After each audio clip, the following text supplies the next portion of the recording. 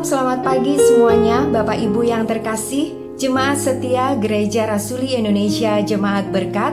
Senang rasanya kita bisa berjumpa kembali meskipun masih tetap di dalam ibadah online. Hari ini hari Minggu, tanggal 7 Februari tahun 2021. Firman Tuhan hari ini akan disampaikan oleh Bapak Gembala Sidang, Bapak Pendeta Renaldo Panggabean, yang seperti biasanya di awal bulan akan disertai dengan perjamuan kudus. Jadi Bapak Ibu, kami menghimbau untuk mempersiapkan roti dan anggurnya, dan jangan lupa yang terutama adalah mempersiapkan hati kita untuk masuk di dalam hadirat Tuhan dan menerima perjamuan kudus. Mari Bapak Ibu sekalian, kita mau sama-sama duduk di kaki Tuhan. Sebelum kita masuk ke dalam ibadah, mari kita tundukkan kepala, kita berdoa. Kembali kami datang ke hadirat Tuhan dengan rasa syukur kami yang tidak putus-putusnya karena penyertaan Tuhan terhadap hidup kami dan kasih serta rahmat Tuhan yang selalu baru setiap harinya buat kami. Tuhan, sebelum kami masuk di dalam ibadah, kami mohon ampun atas segala dosa dan kesalahan kami yang sering mendukakan hati-Mu. Kiranya Engkau menyucikan dan mengkuduskan kami untuk kami layak masuk di dalam hadirat Tuhan. Terlebih lagi kami bersatu dengan tubuh dan darah-Mu. Kami juga mau berdoa untuk Bapak Pendeta Renaldo Panggabean yang akan menyampaikan isi hati-Mu Tuhan. Kiranya urapan-urapan yang dari surga yang turun atas dirinya, sehingga apa yang dia sampaikan bisa menjadi rema bagi kami semua.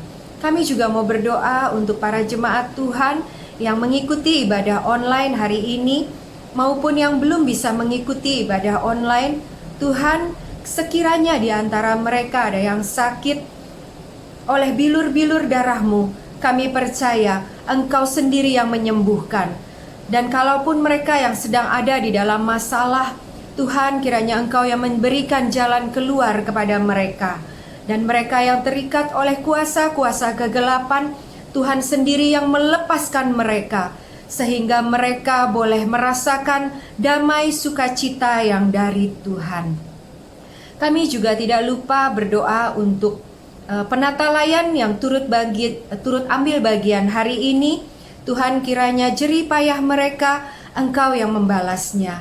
Terima kasih Tuhan, kami juga tidak lupa untuk mentabiskan ibadah kami dari awal, pertengahan hingga akhirnya hanya di dalam satu nama, yaitu nama Tuhan Yesus saja.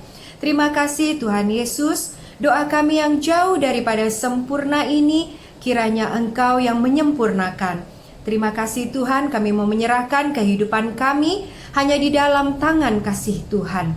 Di dalam nama Tuhan Yesus, kami telah berdoa dan mengucap syukur.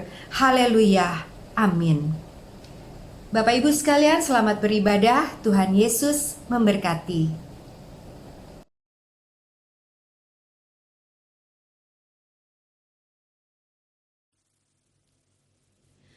Shalom jemaat Tuhan, Jemaat Gereja Rasuli Indonesia Berkat. Satu hari lagi Tuhan memberikan kesempatan kita untuk menikmati nafas kehidupan. Satu hari lagi Tuhan memberikan kesempatan untuk kita beribadah. Kita mau memuji Tuhan, kita memuliakan nama Yesus. Terima kasih Tuhan. Satu hari lagi Kau menuntun langkahku, dengan tangan kasih-Mu Kau pegang tanganku Bapa. Satu hari lagi Kau buktikan kasih-Mu, berkat-Mu yang melimpah membuatku terpesona. Hanya satu yang ku minta, ajarku mengasihi-Mu dengan segenap hatiku.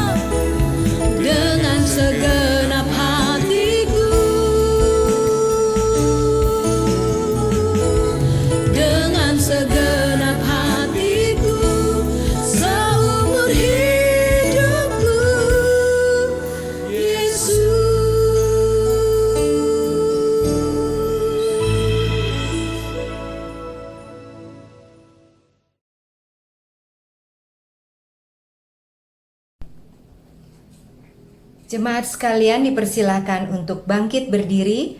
Bersama-sama kita akan membacakan bacaan bertanggapan yang diambil dari Amsal 13 ayat 20 sampai 25.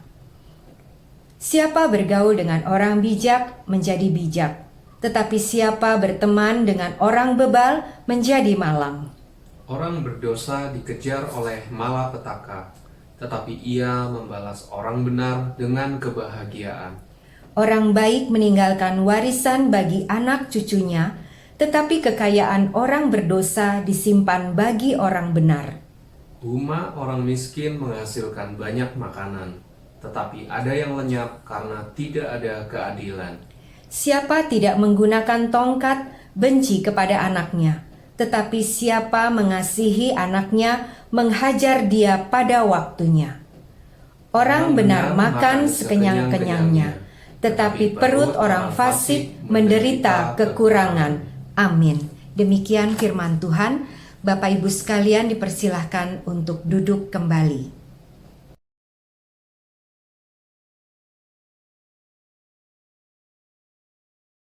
Kita mau siapkan hati kita untuk mendengarkan kebenaran firman Tuhan.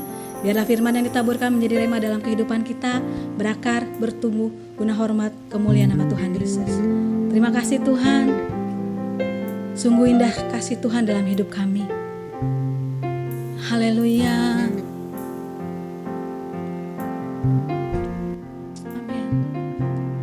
Kau sungguh indah tiada taranya, sungguh menakjubkan, sungguh ajaib untuk dimengerti,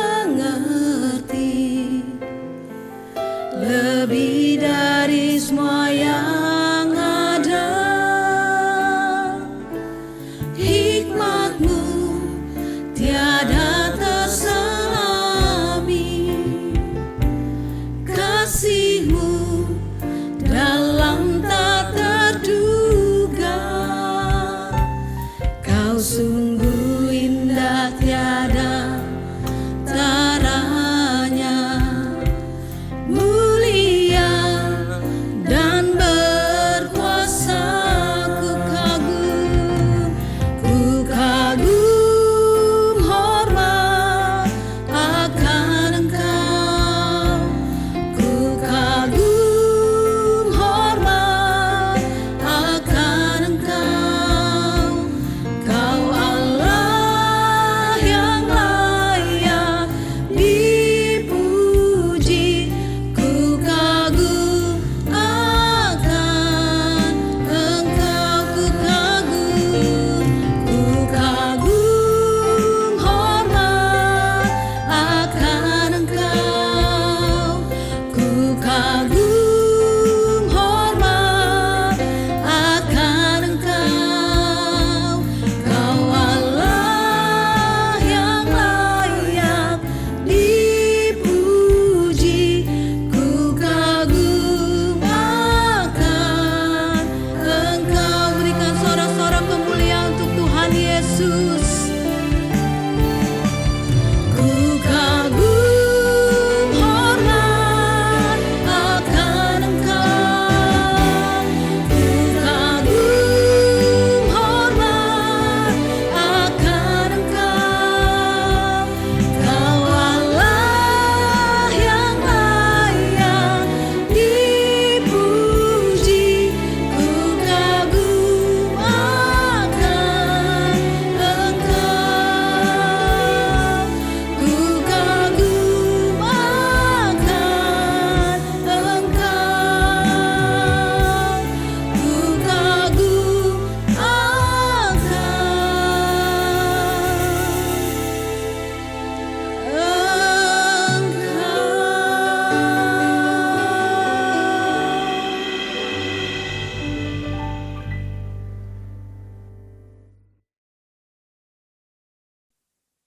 Shalom, jemaat yang saya kasih dalam Tuhan Yesus Kristus, apa kabar? Saya percaya saudara dalam keadaan sehat, baik, jasmani maupun rohani. Saatnya kita mau merenungkan firman Tuhan, kita mau mendengar apa yang Tuhan katakan kepada kita pada minggu pagi ini. Tapi sebelumnya, mari saya ajak saudara untuk merendahkan diri di hadapan Tuhan, menundukkan kepala dan kita berdoa. Bapa dalam surga, saatnya kami mau mendengar akan sabda Tuhan. Bersabdalah ya Tuhan saat ini melalui firman-Mu. Pimpin kami semua dengan roh-Mu yang kudus, terlebih-lebih hamba-Mu ini yang penuh dengan segala kelemahan dan tidak ada apa-apanya ini, tapi biarlah Roh Kudus yang menguasai pikiran, hati, dan mulut hamba, supaya apa yang hamba sampaikan itu semua hanyalah isi hati Tuhan. Berkati jemaat Tuhan, supaya mereka boleh duduk diam, tenang, berkonsentrasi, hati mereka boleh rindu untuk mendengar sabda Tuhan pada pagi ini. Biarlah Roh Kudus juga yang memimpin hati dan pikiran mereka, sehingga di saat hamba berbicara, Roh Kudus sudah menaruh di dalam hati mereka. Di dalam nama Yesus kami berdoa dan mengucap syukur. Amin. Saudaraku, saya mengajak kita semua untuk membuka satu bagian firman Tuhan dari kitab Hakim-Hakim, pasalnya yang kedua, ayatnya yang ke-6 sampai dengan ayat ke-14. Hakim-Hakim, pasalnya yang kedua, ayat 6 sampai dengan 14. Saudaraku, kitab Hakim-Hakim ini sangat jarang dikhotbahkan, karena memang kitab ini bercerita tentang kedegilan dari orang Israel.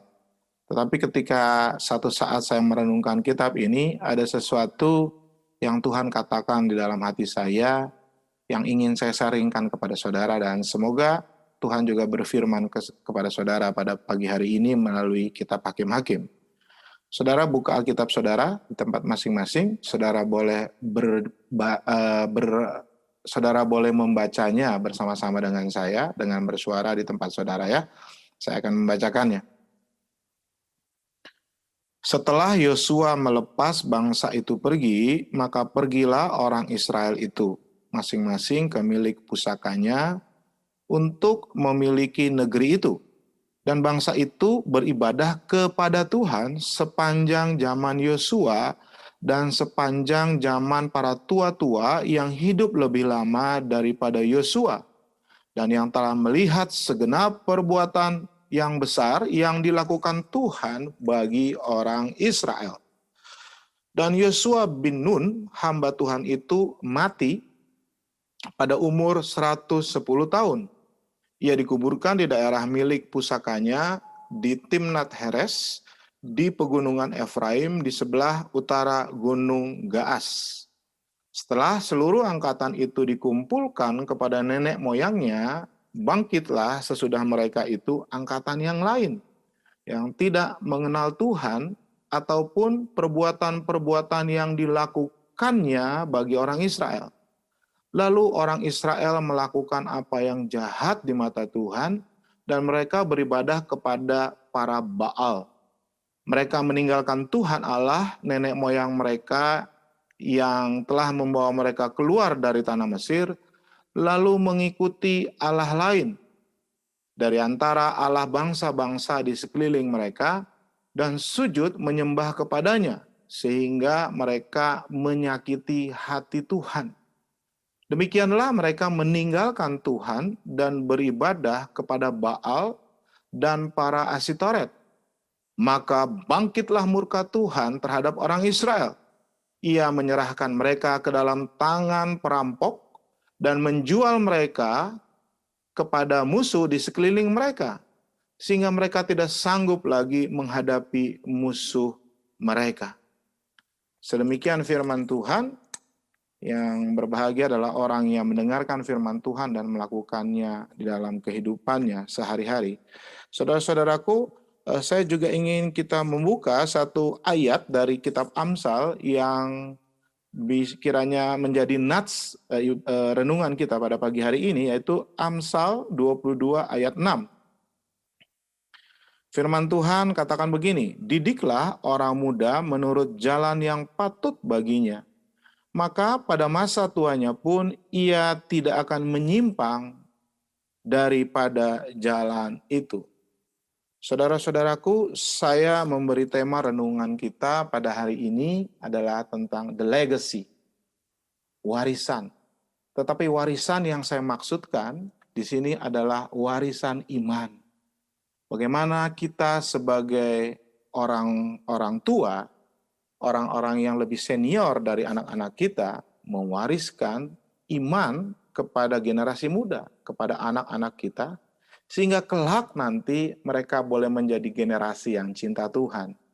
Saudaraku, kalau kita baca kitab Hakim-Hakim tadi, saya menceritakan sedikit latar belakangnya. Hakim-hakim ini adalah zaman di mana bangsa Israel tidak lagi dipimpin oleh satu orang pemimpin. Ya, jadi sebelumnya setelah mereka keluar dari perbudakan di Mesir, mereka dipimpin oleh Musa. Tetapi Musa tidak sampai masuk ke tanah Kanaan, hanya di luarnya saja, hanya bisa melihat. Tuhan tidak mengizinkan Musa karena kesalahan yang dia perbuat. Kemudian yang bawa masuk ke tanah perjanjian, tanah yang sudah dijanjikan Tuhan adalah Yosua. Ya, jadi Yosua yang memimpin bangsa Israel untuk menaklukkan tanah Kanaan, sehingga semua tanah Kanaan itu mereka kuasai. Gitu ya. Dan ini adalah saat di mana mereka sudah selesai perang, karena tanah Kanaan itu diduduki oleh bangsa-bangsa lain di situ ya, bangsa-bangsa sebelum Israel yang sudah mendiami.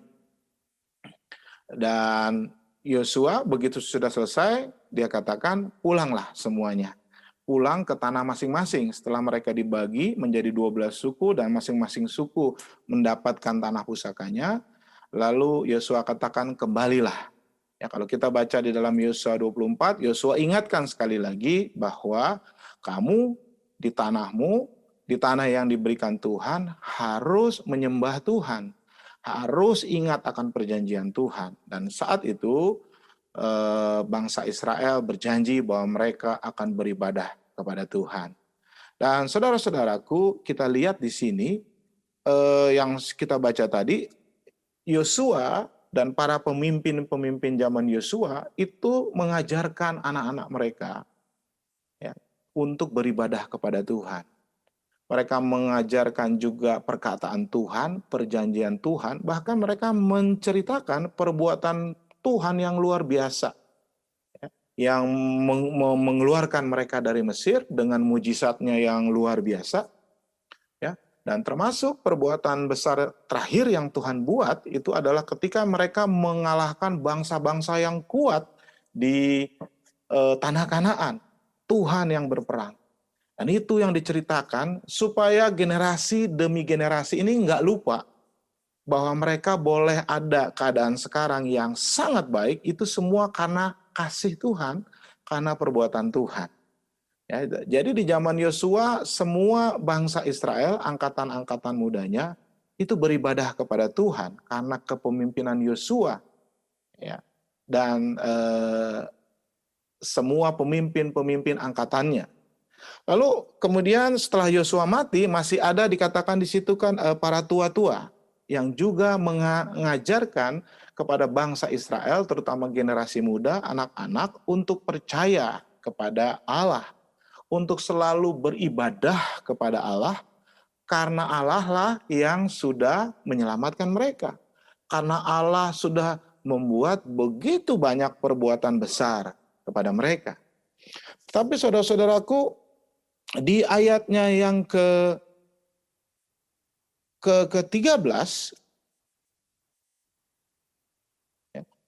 maksud saya di ayat yang ke-10, dikatakan setelah seluruh angkatan itu dikumpulkan kepada nenek moyangnya, maksudnya angkatan Yosua dan angkatan para tua-tua setelah Yosua itu sudah meninggal, mereka dikuburkan ya di tempat nenek moyang mereka, dikatakan bangkit sebuah angkatan yang tidak mengenal Tuhan, ataupun perbuatan yang dilakukan Allah bagi orang Israel.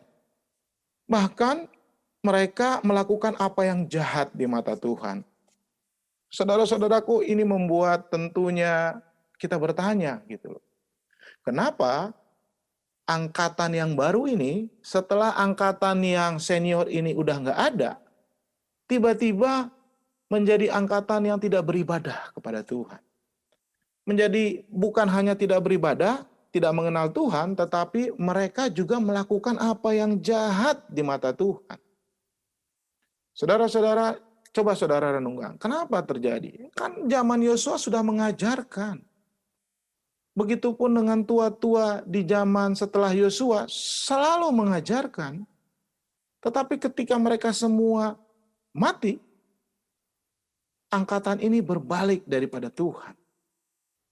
Generasi ini menjadi generasi yang hilang. Generasi the lost generation katanya. Dan ini membuat Tuhan marah. Dikatakan ayat 14 bahwa bangkitlah murka Tuhan terhadap orang Israel, angkatan yang baru ini, dan menyerahkan mereka ke dalam tangan perampok, menjual mereka kepada musuh-musuh, sehingga akhirnya mereka susah sendiri. Mereka tidak sanggup lagi menghadapi musuh mereka. Saudara, ini adalah sesuatu yang menjadi pertanyaan, satu yang aneh. Kenapa bisa terjadi? Saudara-saudaraku, kita bisa menduga-duga apa sebenarnya yang terjadi sehingga angkatan yang muda ini menjadi angkatan yang hilang, angkatan yang tidak lagi mengenal Allah.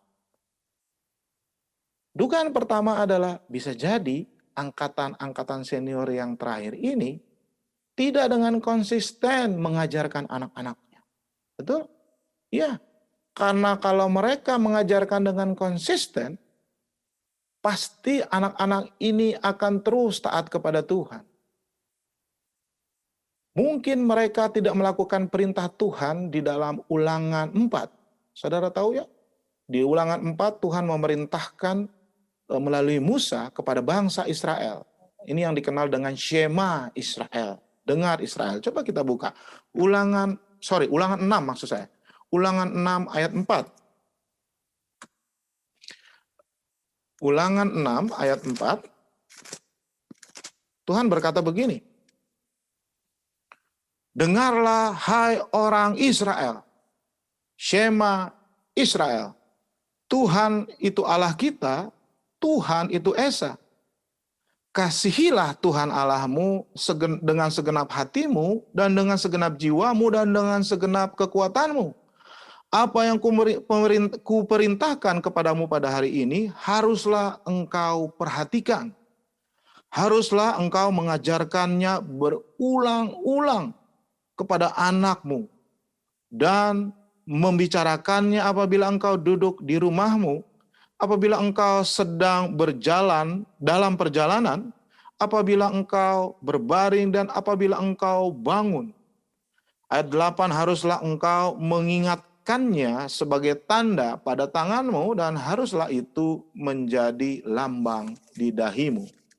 Jadi saudara-saudaraku, ini adalah perintah Allah kepada bangsa Israel ketika mereka sudah hampir masuk ke tanah Kanaan. Dengar hai Israel, Shema Israel. Engkau harus mengasihi Allah dan engkau harus mengajarkan ke anak-anakmu berulang-ulang. Dan bisa jadi pada angkatan-angkatan yang tua ini setelah Yosua, itu tidak mengajarkannya dengan konsisten. Mungkin pada masa awal-awal dia mengajarkannya setiap hari. Semua orang tua pada saat itu mengajarkan anak-anaknya tentang firman Tuhan. Tidak hanya mengajarkan firman Tuhan, tetapi mengajar mereka untuk beribadah kepada Tuhan. Untuk mempersembahkan korban syukur kepada Tuhan. Di kemah suci. Kemudian tentunya orang tua ini juga mengajarkan perbuatan-perbuatan besar Tuhan. Jadi mereka ceritain. Dulu ya, kita ini 400 tahun loh dijajah. Kita jadi budak di Mesir. Tetapi karena Tuhan itu sangat cinta sama kita, ketika kita berteriak-teriak meminta tolong, berdoa, lalu dia datang. Dia mengutus Musa memimpin kita, dan dia memimpin kita keluar dari perbudakan, dari jajahan Mesir. Dan kau tahu nak, luar biasa perbuatan Tuhan. Dia bikin 10 tulah yang membuat bangsa Mesir itu jerak. Kemudian pada waktu kita mau nyebrang Laut Teberau, kita udah kepepet. Kita diserang dengan, dipepet dengan tentara Mesir yang dengan kereta kudanya. Kita udah berpikir kita ini pasti mati. Tetapi apa yang terjadi? Tiba-tiba laut itu terbelah menjadi 2 dan kita jalan melaluinya. Dan kita bisa jalan semua itu melewati dengan selamat. Tetapi orang-orang Mesir itu juga bisa masuk, saudara-saudara. Anak-anakku, dia bilang. Tapi tahu nggak perbuatan besar apa yang Tuhan lakukan? Setelah kita keluar, tentara itu masuk ke dalam laut yang terbelah itu, Tuhan tutup loh laut itu. Hah? Luar biasa nggak? Kalau istilah anak sekarang, parah banget nggak? Gitu ya, walaupun istilahnya nggak pas ya. Sesuatu yang baik sekarang dibilang parah gitu. Waduh, itu makanannya parah banget gitu ya. Mungkin kalau sekarang gitu ceritanya. Jadi itu luar biasa. Dan tahu nggak, waktu kita jalan ya, di padang gurun, itu Tuhan langsung loh beserta kita. Ia di tengah kita. Kalau pagi, dia dengan tiang awan. Sehingga kita nggak kepanasan. Kalau malam, kita Tuhan hadir dalam tiang api. Dan itu adalah perbuatan besar yang luar biasa. Belum lagi pada saat kita masuk. Itu kan gede-gede, ada orang enak, apa semuanya. Kita kan nggak punya senjata apa-apa. Tapi waktu kita perang melawan mereka, yang mempunyai peralatan perang yang lengkap, kita menang loh. Itu yang harusnya diceritakan berulang-ulang. Dan memang itu yang diceritakan oleh angkatan Yosua dan juga para tua-tua. Tetapi saudara-saudaraku, ini memang ciri manusia. Ketika manusia sudah enak, kan kita tahu ya, tanah Kanaan itu luar biasa. Anggurnya itu katanya gede-gede. Tanah itu subur luar biasa. Jadi hidupnya sudah enak. Mereka mulai melupakan Tuhan. Nah, semuanya sudah enak. Gitu. Mereka mulai berpikir, kita nggak beribadah nggak apa-apa. Kita nggak usah beribadah hari Sabat ke kemah suci nggak apa-apa. Kita nggak usah berdoa setiap hari nggak apa-apa. Sehingga akhirnya angkatan tua itu mungkin sudah mulai tidak konsisten, saudara-saudaraku. Yang tadinya setiap hari mungkin ya udah kita sekarang seminggu sekali aja deh. Karena nggak pernah ada masalah. Rasanya antara kita doa dan nggak doa sama aja, hidup kita makmur. Begitu ya. Jadi pasti ada mulai kemerosotan di dalam hal mendidik dan mengajar anak-anak pada saat itu. Sehingga anak-anak itu yang tadinya diajar setiap hari, mungkin berjalan bertahun-tahun, akhirnya cuma seminggu sekali, sebulan sekali, bahkan cuma 3 bulan sekali. Jadi saya menduga bahwa memang dari para orang tua, angkatan yang terakhir yang mengalami kasih Allah, itu terjadi degradasi, terjadi pengurangan frekuensi yang signifikan di dalam mengajarkan anak-anaknya. Shema Israel yang diperintahkan Tuhan di dalam Ulangan 6 dan juga yang diulangi lagi oleh Yosua di dalam Yosua 24 untuk beribadah kepada Allah, itu tidak dilakukan dengan konsisten. Otomatis saudara-saudaraku, anak-anak ini, anak-anak muda ini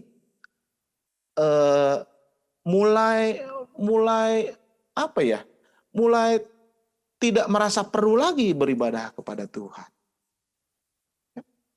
Tentu kita tahu bedanya kalau orang mengajarkan setiap hari dengan mengajarkan sebulan sekali. Orang yang mengajarkan setiap hari pasti akan mendarah daging masuk ke dalam pikiran dan hati orang yang diajar. Betul, saudara? Tetapi kalau semakin jarang, semakin males, ya apalagi mungkin terakhir-terakhir udah enggak lagi, gitu. Maka pastikan anak-anak ini akan mulai melupakan Tuhan. Generasi yang baru ini mulai merasa tidak perlu untuk beribadah kepada Tuhan. Bahkan mereka nggak tahu kalau perbuatan Tuhan itu luar biasa di zaman yang lalu. Sehingga mereka tidak pernah ada rasa kagum dan takjub kepada Allah Israel. Dan inilah yang terjadi. Ya. Sehingga membuat timbullah angkatan yang jahat, angkatan yang terhilang. Ketika para orang tua ini sudah mati semuanya.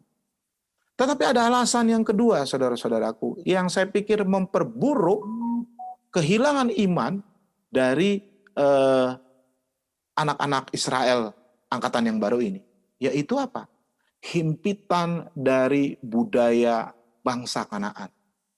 Saudara tahu, di dalam kitab Keluaran Tuhan bilang, engkau masuk ya, ke tanah Kanaan, engkau harus menaklukkan semua tanah Kanaan, engkau harus menghalau, menghancurkan semua bangsa yang ada di situ. Ya. Dia bilang apa? Mesbah-mesbahnya itu, sembah-sembahan mereka itu harus dihancurkan semuanya. Tetapi kalau kita baca di dalam kitab Hakim-Hakim, ternyata bangsa Israel, 12 suku, walaupun di situ disebut cuma 10 suku, tidak menghalau semuanya.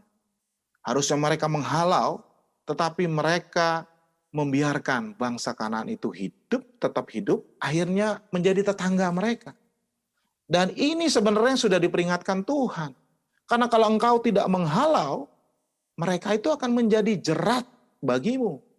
Engkau akan menjadi menyembah Allah-Allah mereka, Baal dan Asitoret. Tetapi justru ini yang dilakukan, saudara-saudaraku. Udah nggak diajarin tentang Allah, nggak diajarin beribadah, nggak pernah diceritakan tentang perbuatan Allah yang besar. Lalu mereka banyak dipengaruhi oleh budaya di sekitarnya.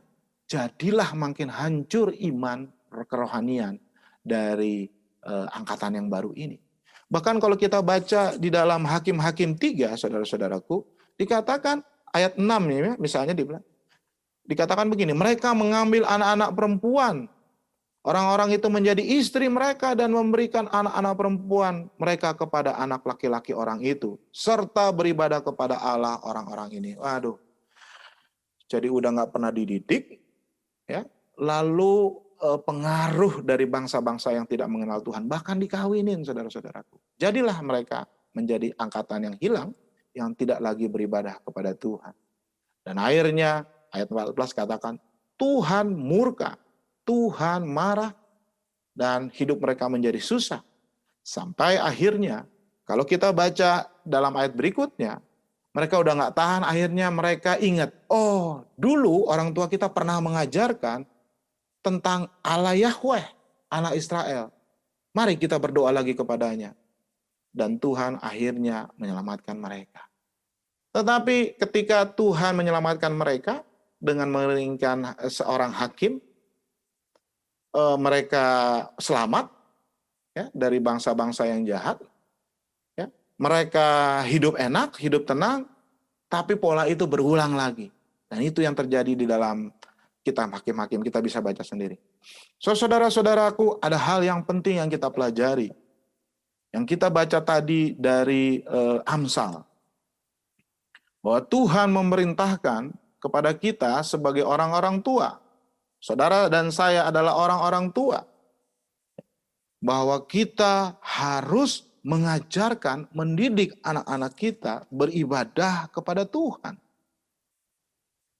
Saya bacakan lagi, dikatakan Amsal 22 ayat 6. Didiklah orang muda menurut jalan yang patut baginya.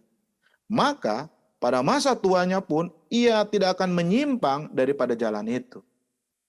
Saudaraku, orang-orang tua Israel tidak mendidik dengan baik. Tidak mendidik dengan intens anak-anaknya. Sehingga akhirnya anak-anaknya menyimpang dari jalan Tuhan. Hari ini Tuhan mengingatkan kita kembali. Kejadian yang sama bisa terjadi, bahkan mungkin sudah mulai terjadi pada anak-anak Kristen pada masa ini. Ketika orang tua tidak pernah mendidik anak-anaknya tentang Allah. Siapa itu Allah yang sudah datang ke dunia ini melalui Tuhan Yesus Kristus. Tidak pernah memperkatakan firman Tuhan. tidak pernah bercerita tentang perbuatan-perbuatan besar yang baik.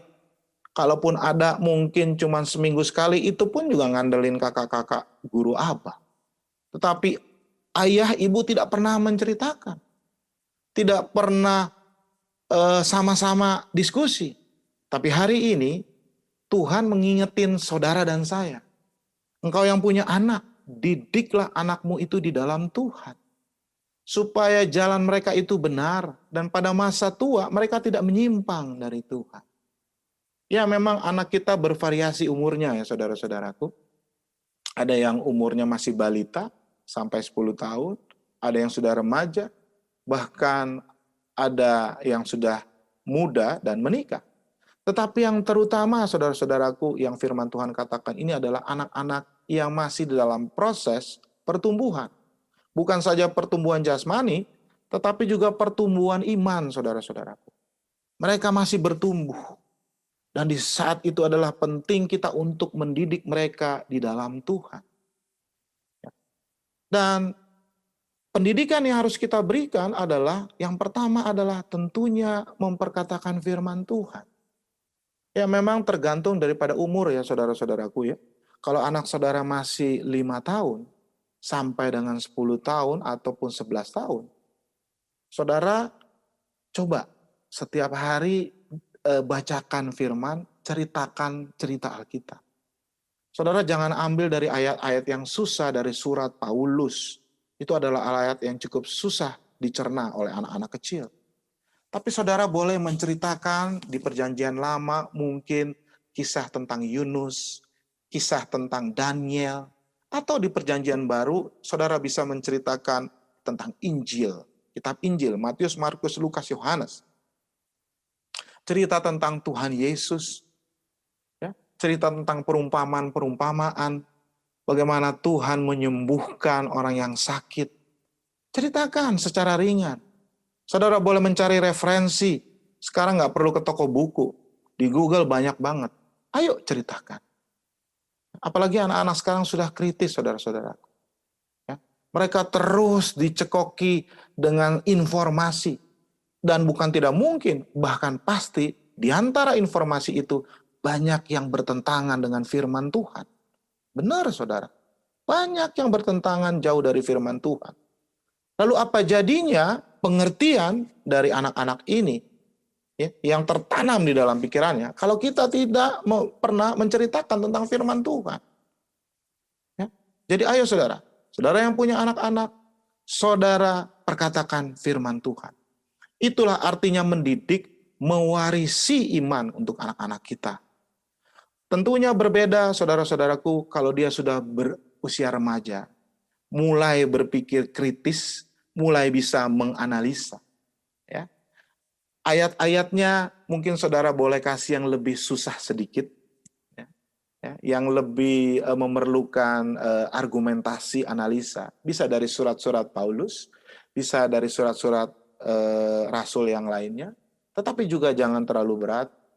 Ya, kitab Wahyu nggak usah, apalagi kalau saudara nggak bisa memahami kitab Wahyu, nggak usah ceritakan itu.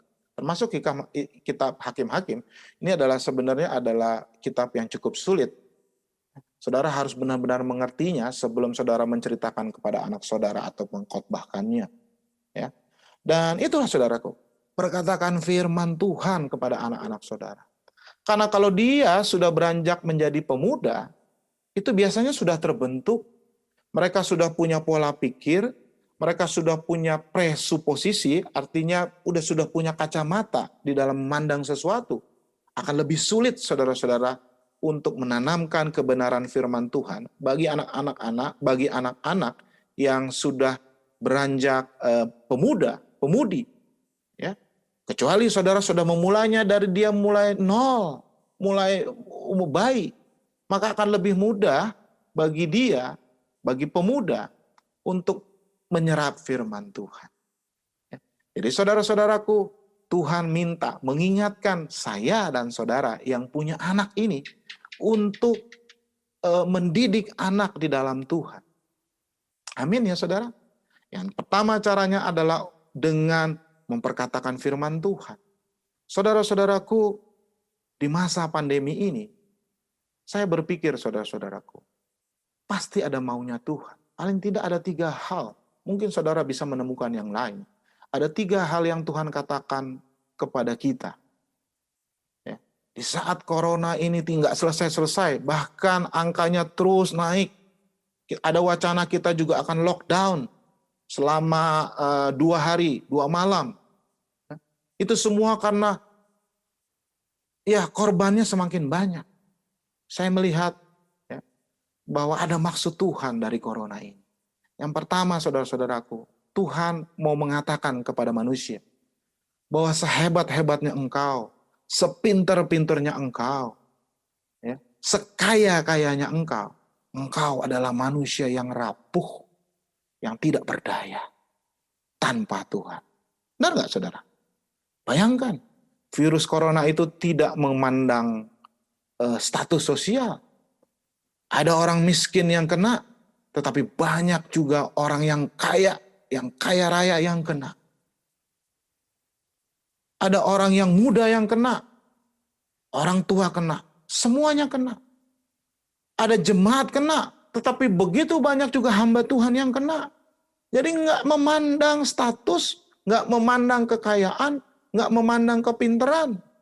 Rakyat jelata ada yang kena, tetapi pemimpin-pemimpin bangsa, pejabat-pejabat, ada juga yang kena. Bahkan sampai meninggal, saudara-saudaraku.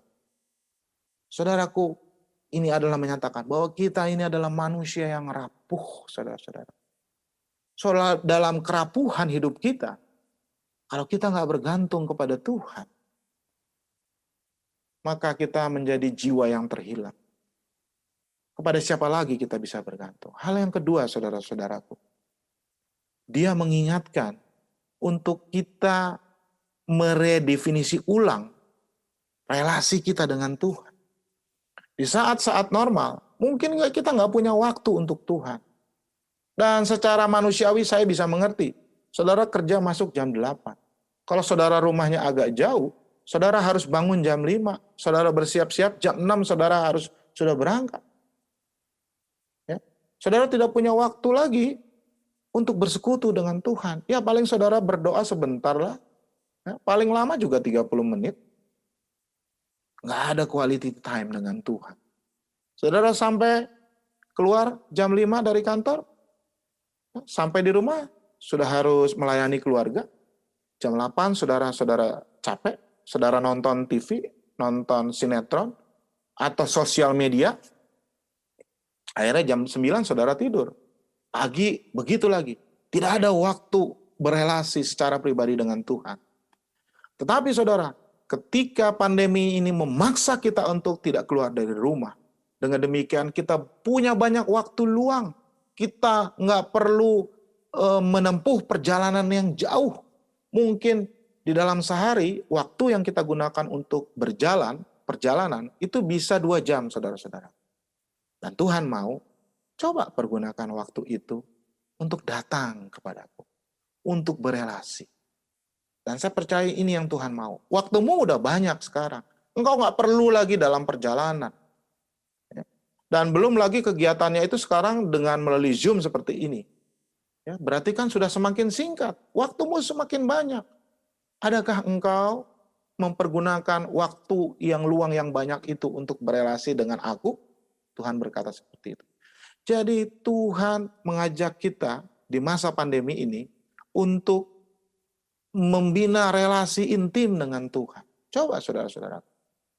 Ya, dan saya merasakan kalau saya sudah berdiam diri, saya membaca firman Tuhan dan berdoa, itu 2 jam rasanya sebentar, saudara-saudara. Ya, tapi saya akui saya adalah manusia yang lemah, itu belum konsisten. Saya aja hamba Tuhan belum konsisten melakukan itu.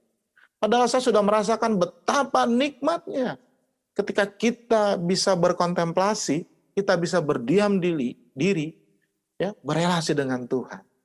So, saudara, pikirkanlah saudara, di dalam waktu hari-hari ini, apalagi ketika engkau work from home, begitu banyak waktu luang yang Tuhan berikan.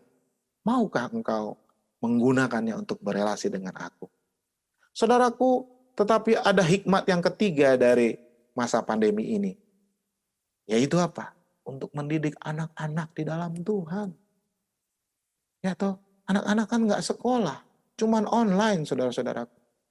Saudaraku, ibu-ibu rumah tangga, saudara juga nggak bisa sembarangan lagi keluar untuk kongko-kongko dengan teman saudara, nonton, belanja, makan, dan lain sebagainya. Pasti semua kegiatan itu banyak yang dikurangi. Berarti banyak waktu untuk anak-anak saudara. Begitu juga dengan ayah yang bekerja atau mungkin ibu yang bekerja. Selama ini waktumu mungkin nggak ada untuk berbincang-bincang tentang Tuhan buat anak-anak saudara. Tetapi di masa pandemi ini menjadi begitu banyak. Maukah saudara mempergunakannya ataupun memperbanyak waktunya untuk berbicara tentang Tuhan, untuk mendidik anak-anak di dalam Tuhan. Ya. Jadi yang pertama saudara-saudaraku, kita harus mentransmisi, mewarisi iman kepada anak-anak kita dengan rajin memperkatakan firman Tuhan. Yang kedua saudara-saudaraku, Tuhan katakan, ngomong aja percuma kalau engkau tidak bisa memberi teladan. Bagaimana mungkin pada malam engkau sama-sama berbincang dengan anak-anak saudara tentang firman Tuhan? Tuhan bilang, dek, kasihilah sesamamu manusia. Ya, lihat nih kisah orang Samaria. Ya, orang-orang yang kenal Tuhan katanya, ya, imam, orang Farisi nggak mau nolong.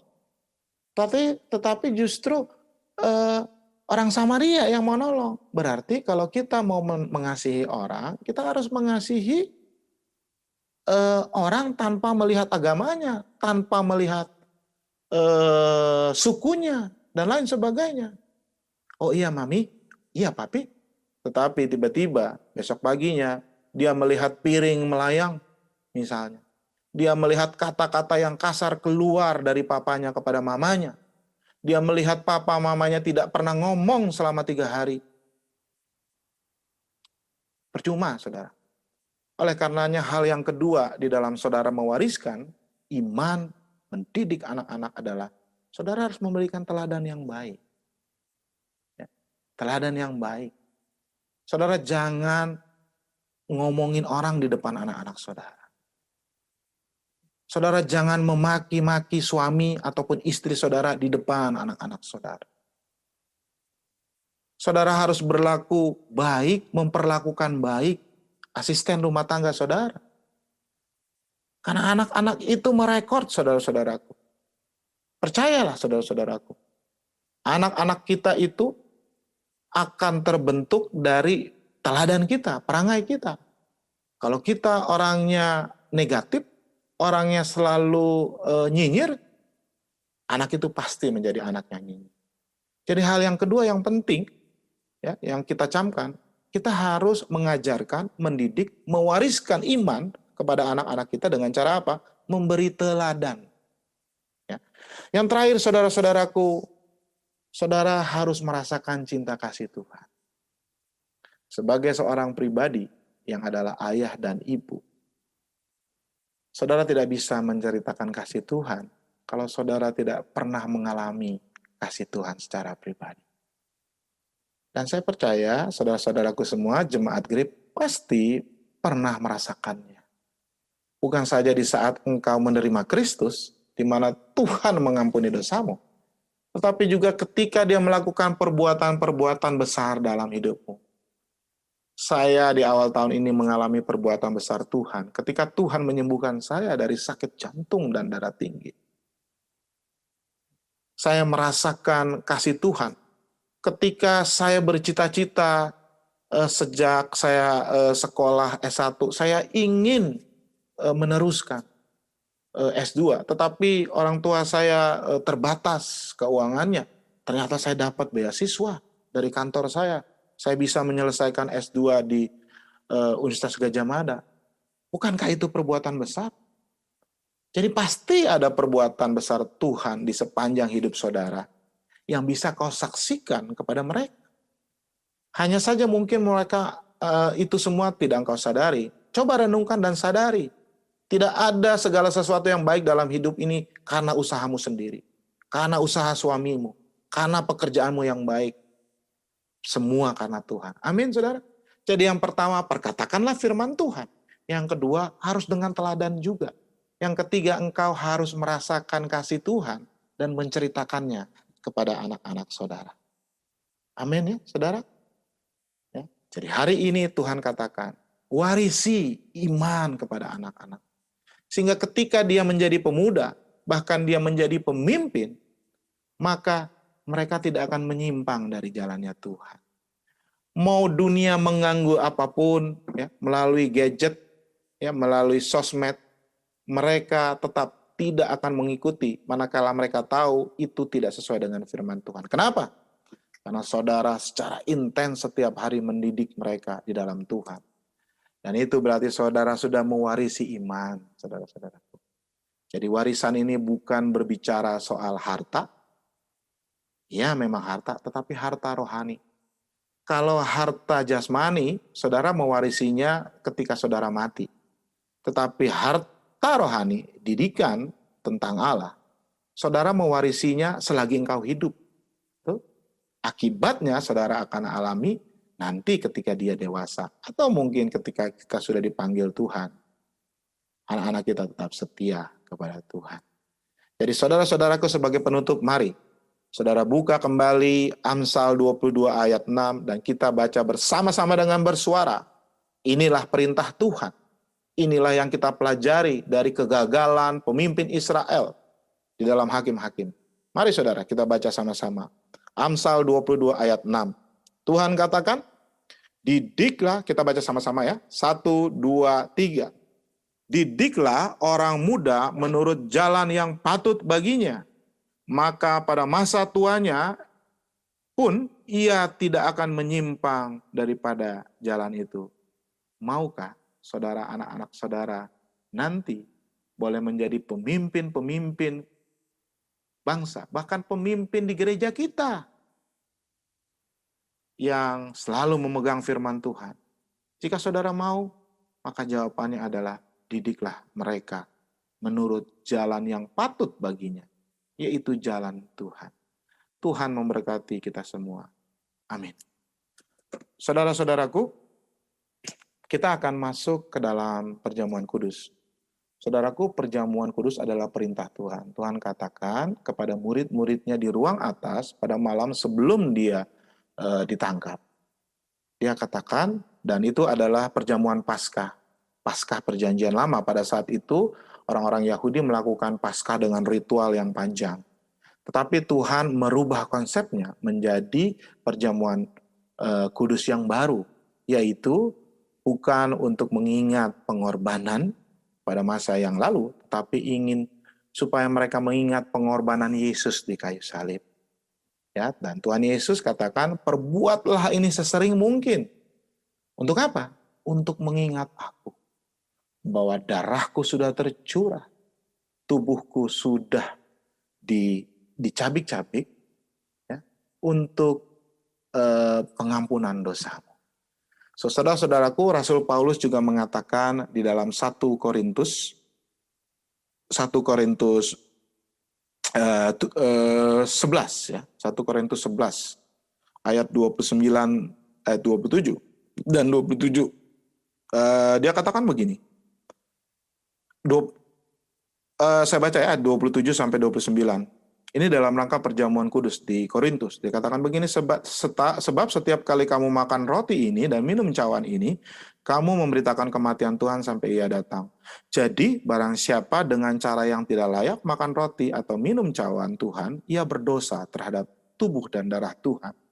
Karena itu hendaklah tiap-tiap orang menguji dirinya sendiri, dan baru sesudah itu ia makan roti dan minum cawan itu. Karena barang siapa makan dan minum tanpa mengakui tubuh Tuhan, ia mendatangkan hukuman atas dirinya. So, saudara-saudara, sebelum saudara masuk di dalam perjamuan kudus, ada baiknya saudara berdiam diri, dan saudara boleh berdoa. Dan saudaraku, perjamuan kudus adalah juga lambang pengampunan. Saudara tidak bisa menerima pengampunan dari Tuhan kalau saudara tidak terlebih dahulu mengampuni orang lain. Oleh karenanya, ampunilah orang-orang yang bersalah kepada saudara, Dan biarlah damai sejahtera memenuhi hati saudara, sehingga saudara boleh dengan damai sejahtera dan sukacita mengikuti perjamuan kudus. Sebagai satu ayat dasar, saudara-saudaraku, saya akan membacakan ayat yang boleh juga menjadi dasar perjamuan kudus kita dari 1 Petrus 1 ayat 18. Rasul Petrus mengatakan, sebab kamu tahu bahwa kamu telah ditebus dari cara hidupmu yang sia-sia yang kamu warisi dari nenek moyangmu itu.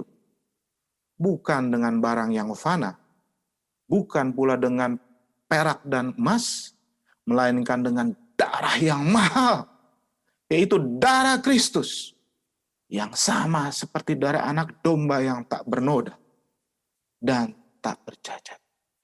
Silakan saudara bersaat teduh. Sementara itu, worship leader dan pemuji dan pemusik akan menaikkan pujian penyembahannya kepada Tuhan. Bukan dengan barang yang fana, tetapi dengan darah anak domba yang mahal.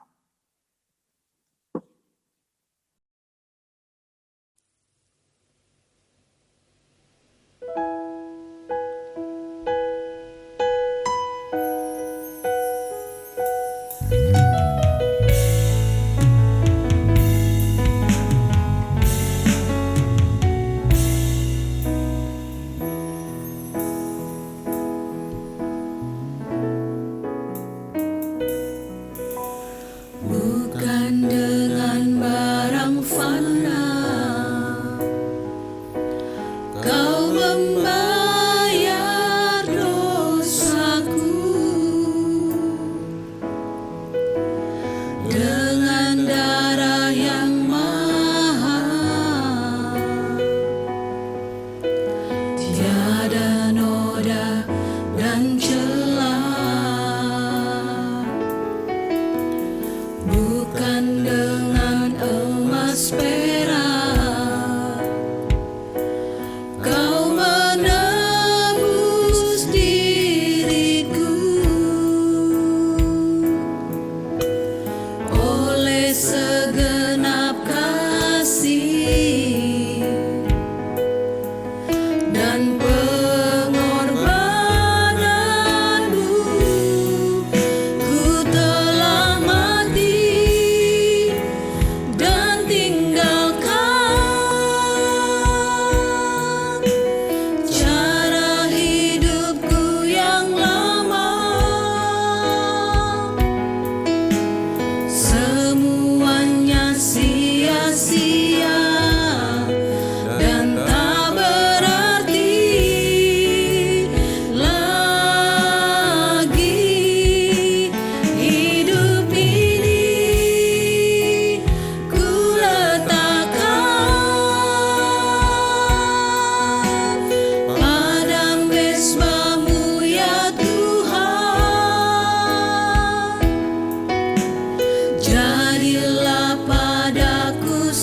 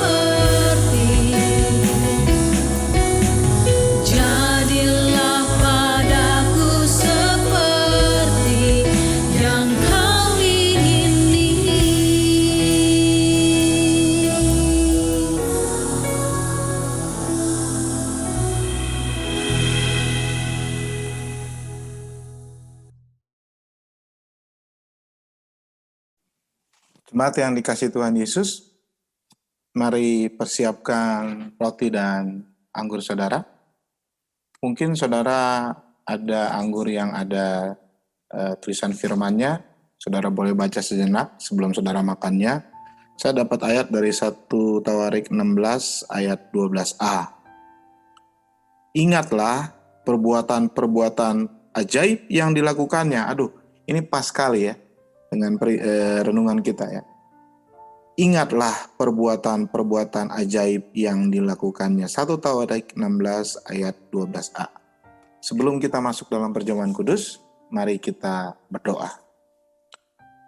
Bapa yang ada dan bertahta di kerajaan surga yang maha agung dan maha mulia, bersekutu denganmu dan dengan Kristus dalam perjamuan kudus adalah satu hak istimewa bagi kami manusia berdosa yang bahkan tidak dapat kami ungkapkan dengan kata-kata. Betapa bersyukurnya kami Tuhan bahwa Engkau telah melupakan dosa-dosa kami karena darah Kristus yang tercurah, yang dicurahkan bagi mereka yang percaya kepadanya. Ya Bapa, tolong kami untuk memuliakan-Mu dalam perjamuan kudus ini, dengan memuji, menghormati, berterima kasih, dan memuliakan-Mu, karena kami dapat bersekutu dengan Engkau di dalam Yesus Kristus. Jika bukan karena darah anak domba Allah yang sangat mahal dan berharga itu yang telah menyucikan kami dari semua dosa, sesungguhnya kami akan tetap berada di dalam dosa-dosa kami. Dan kami hanya pantas untuk menerima murka Tuhan. Tetapi Engkau memilih kami untuk menjadi umat bagi-Mu sendiri. Dan bahwa Engkau telah berkata, Aku akan menjadi Tuhanmu, dan Engkau akan menjadi umatku. Ya Bapa, betapa mulia untuk direnungkan. Terutama karena tidak satu pun dari kami yang baik. Bahkan tidak ada yang pernah mencari Engkau. Engkaulah yang mencari kami. Engkaulah yang menebus kami. Dan sekarang kami mengucap syukur dan memohon berkat-Mu atas roti dan anggur, yang karena firman Allah adalah tubuh dan darah Kristus. Dan kami memohonnya dalam nama dan untuk kemuliaan Tuhan kami, Yesus Kristus. Amin.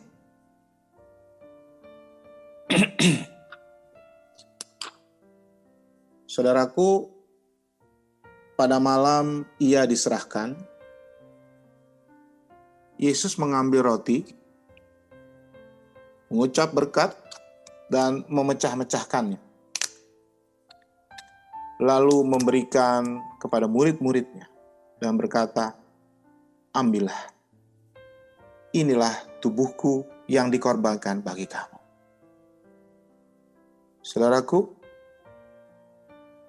mari kita angkat tubuh Kristus. Dan ingatlah bahwa tubuh Kristus sudah tercabik-cabik untuk pengampunan dosa kita. Makanlah dengan penuh ucapan syukur di dalam nama Yesus Kristus. Makanlah.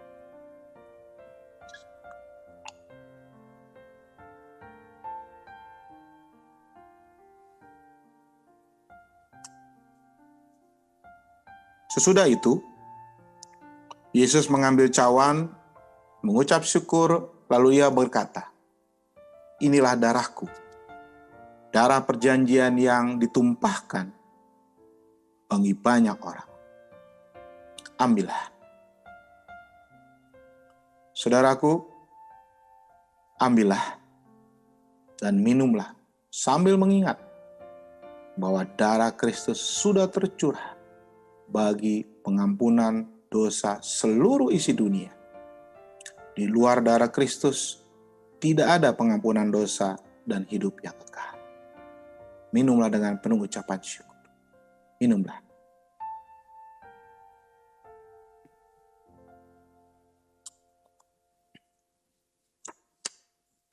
Sebab setiap kali kamu makan roti ini dan minum cawan ini, kamu memberitakan kematian Tuhan sampai Ia datang. Haleluya. Bapak Ibu Saudara, saya undang untuk bangkit berdiri bersama dengan jemaat Tuhan di segala tempat dan sepanjang abad. Kita akan bersama-sama mengikrarkan pengakuan iman kita dengan bersama-sama mengucapkan pengakuan iman rasuli. Aku percaya kepada Allah Bapa yang Maha Kuasa, Khalik langit dan bumi, dan kepada Yesus Kristus anaknya yang tunggal Tuhan kita, yang dikandung daripada Roh Kudus, lahir dari anak darah Maria, yang menderita sengsara di bawah pemerintahan Pontius Pilatus, disalibkan, mati dan dikuburkan, turun ke dalam kerajaan maut. Pada hari yang ketiga bangkit pula dari antara orang mati, naik ke surga, duduk di sebelah kanan Allah Bapa yang Maha Kuasa, dan dari sana Ia akan datang untuk menghakimi orang yang hidup dan yang mati. Aku percaya kepada Roh Kudus, gereja yang kudus dan am, persekutuan orang kudus, pengampunan dosa, kebangkitan tubuh, dan hidup yang kekal. Amin. Jemaat yang dikasihi Tuhan Yesus, silakan duduk kembali. Saatnya kita akan mengucap syukur untuk memberikan persembahan yang terbaik bagi Tuhan. Mari, sebagai respons akan firman Tuhan, saudara memberikan persembahan dengan cara mentransfer persembahan saudara ke nomor rekening yang tertera di layar saudara. Saudara, izinkan saya juga untuk men-sharing pergumulan gereja kita. Saat ini karena masa pandemi kita belum beribadah secara offline di gereja kita. Namun setiap bulan kita tetap dibebani oleh biaya service charge dan juga listrik. Dan saat ini kita masih belum bisa membayarnya secara penuh dan kita masih bergumul untuk melunasinya dengan jumlahnya sekitar 200 juta. Saudara, saya mengajak saudara untuk bersama-sama bergumul, mendukungnya di dalam doa. Dan juga kalau saudara berkenan, saudara boleh turut meringankan pergumulan gereja kita untuk kita dapat melunasi semua kewajiban kita. Kiranya Tuhan memberkati saudara dan memberkati persembahan saudara. Selamat memberi yang terbaik bagi Tuhan.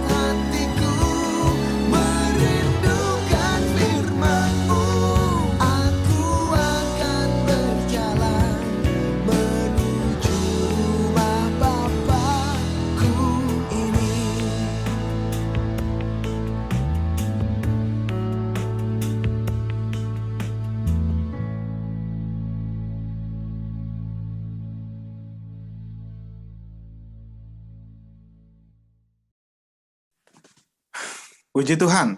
Saudaraku, saya undang untuk bangkit berdiri.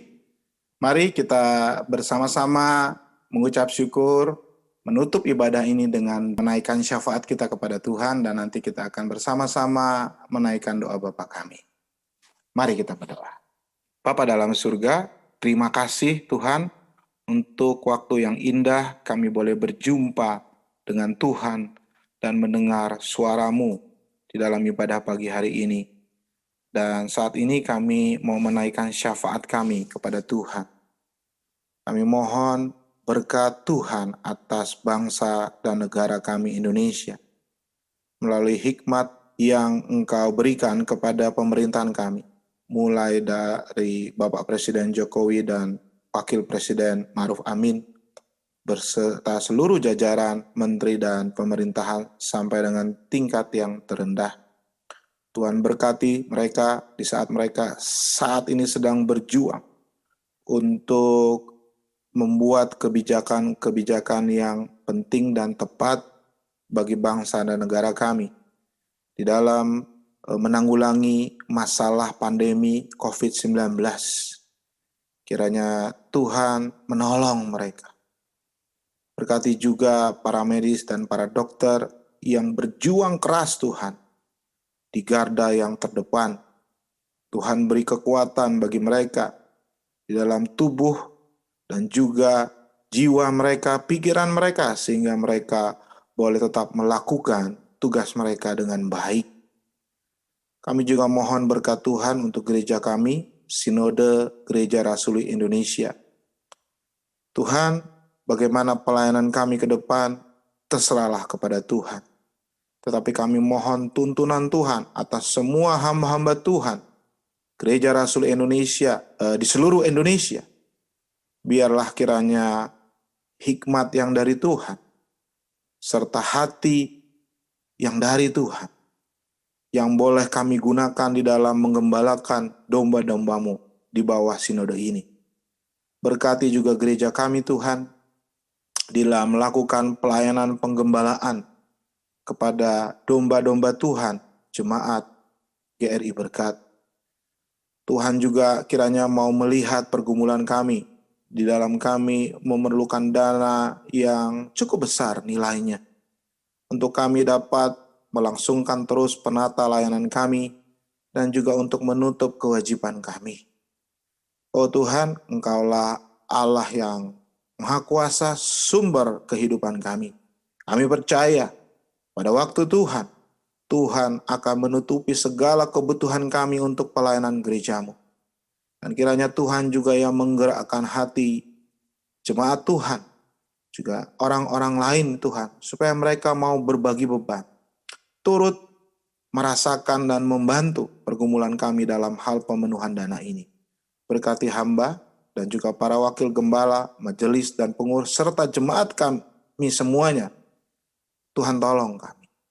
Terima kasih ya Bapak, kami juga berdoa untuk pergumulan anak-anak Tuhan yang sedang dalam sakit. Andrew Panggabean yang sedang sakit ginjal. Ibu Linda Tuwo yang sakit tulang punggungnya.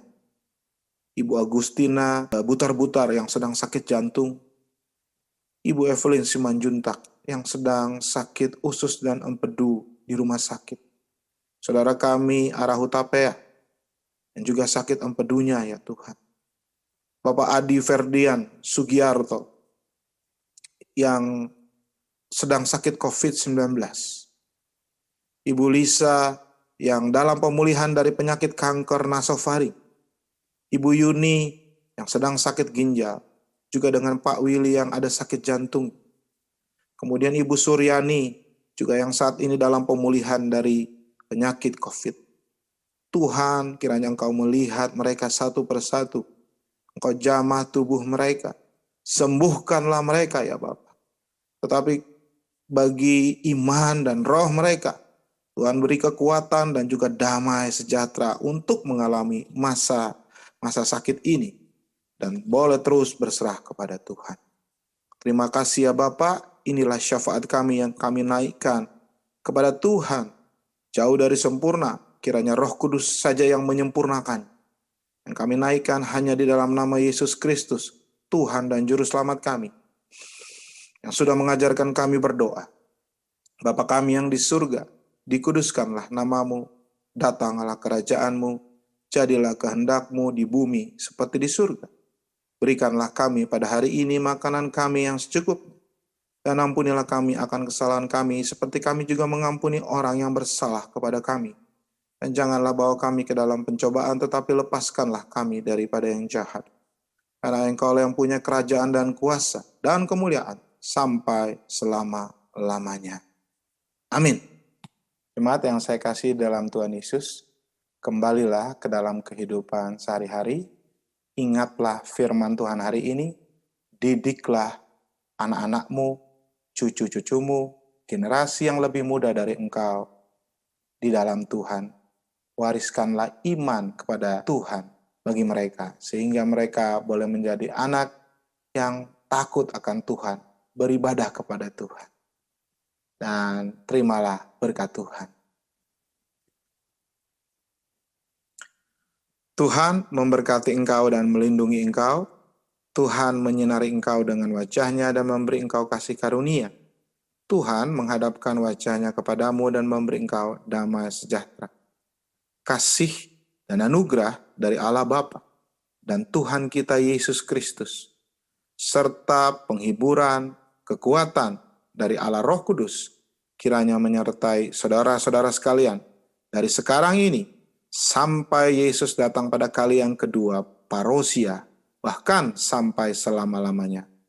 Amin.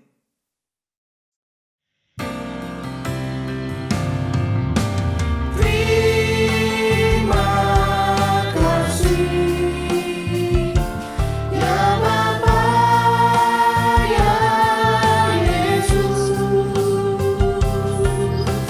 ya Roh Kudus, ku berterima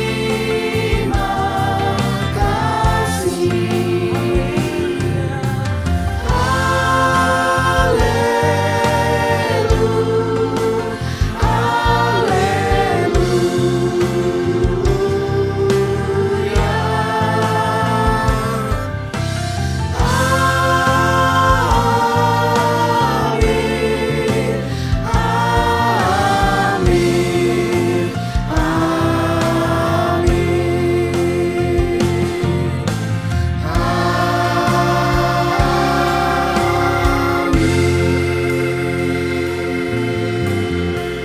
Selamat hari Minggu, Tuhan memberkati. Shalom.